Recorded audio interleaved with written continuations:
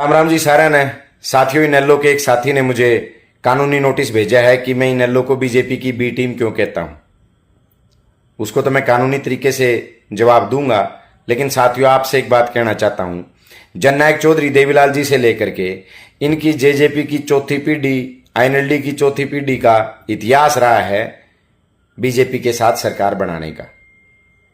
और साथियों, आज पढ़े लिखे नौजवानों को, इस हरियाणा प्रदेश के लोगों को मैं बताना चाहता हूं, अंधभक्तों के लिए तो कोई वैक्सीन नहीं बनी, लेकिन पढ़े लिखे नौजवान भाइयों से कुछ चीजें साझा करना चाहता हूं।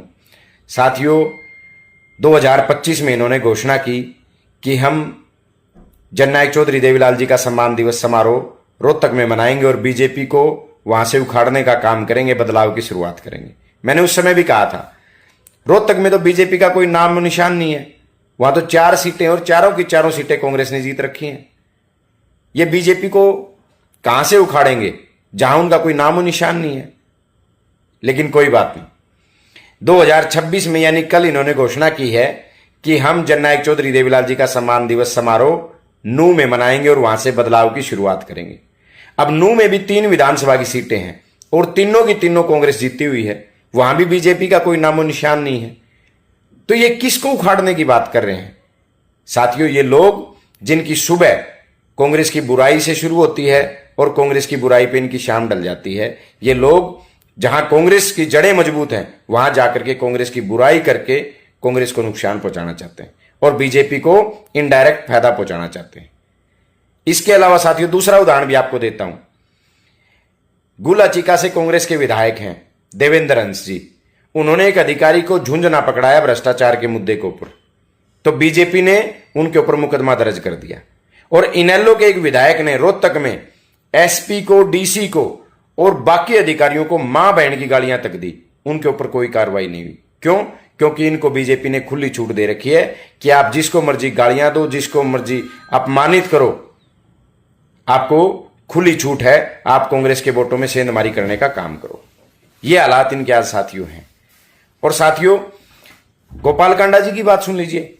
ये हमारे जैसे आम घरों के बच्चों से तो बीजेपी मुर्दाबाद के नारे लगवाते हैं और अपने बेटों को, अपने भाइयों के, अपने भतीजों की सेटिंग बीजेपी में करवाते हैं। चाहे गोपाल कांडा जी से पूछ लो, उन्होंने स्पष्ट बताई है ये बात। तो साथियों, मैं तो केवल एक बात कहूंगा, जिन लोगों की सुबह, जिन लोगों की शाम कांग्रेस विरोध में होती है, और आजकल इन्होंने मुझे निशाने पर रखा हुआ है और इनकी मैं पीड़ा समझता हूं। ये सोचते थे कि जस्सी पेटवाड़ इनकी दरी बिछाएगा, इनकी दरी बिछाने के लिए पैदा हुआ है, और नारनौंद के लोगों ने, कांग्रेस पार्टी ने मुझे टिकट दिया, नारनौंद के लोगों ने मुझे विधानसभा भेज दिया, तो इनको सहन कैसे होगा? अतीत भी ऐसा ही रहा है। कभी भी इन्होंने, इस समाज के बच्चों ने, जिस भी बच्चे ने, इस समाज के बच्चे ने तरक्की करी, राजनीति में आगे बढ़े, इन्होंने उसके रास्ते रोकने का काम किया। आज भी यही हो रहा है।